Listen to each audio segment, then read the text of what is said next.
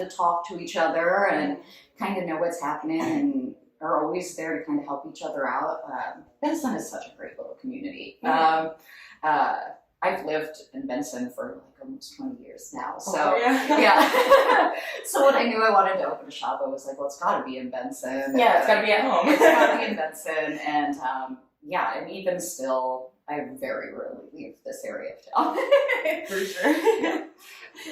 So I guess like with expanding all of this out, what resources will be used to help expand your business endeavors going forward? Like I know that a lot of social media platforms have their time and space and...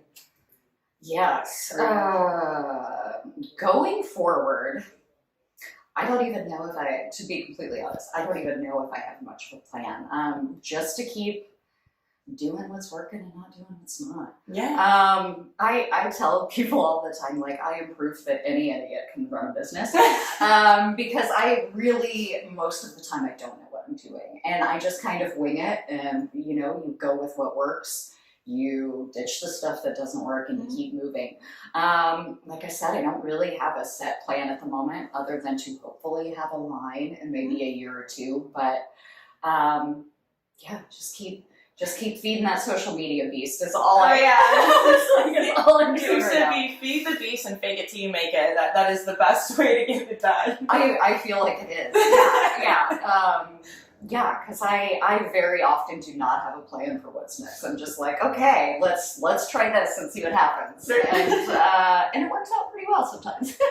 So how do you handle the stress of all of that? Like, how do you relax after a day of high fashion? I do nothing. I literally do nothing. Because I have to do social media so much for my work, I try not to use it very much in my personal life. I very rarely am on Facebook. I'm on Instagram a lot because that's my social media addiction, because I'm an Instagram girl. It's easy to go into that hole. But I do try very hard to, like, when I am not working or when it's my downtime, I try to set my phone aside. I'm not gonna lie, I grew up watching TV. I'm kind of a TV junkie. I spend a lot of time just watching TV shows that I love, rewatching my favorite shows. I also need that nostalgia hit a lot. I rewatch old stuff all the time.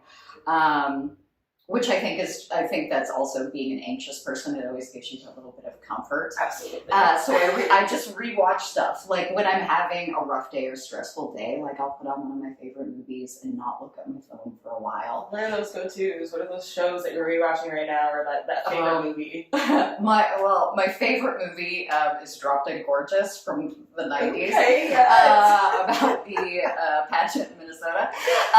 My all-time favorite movie. I watch that all the time. Other than that, gosh, I have so many movies I rewatch. I rewatch a lot of comedies. I love to laugh. I think laughter is one of the best things you can do for your soul.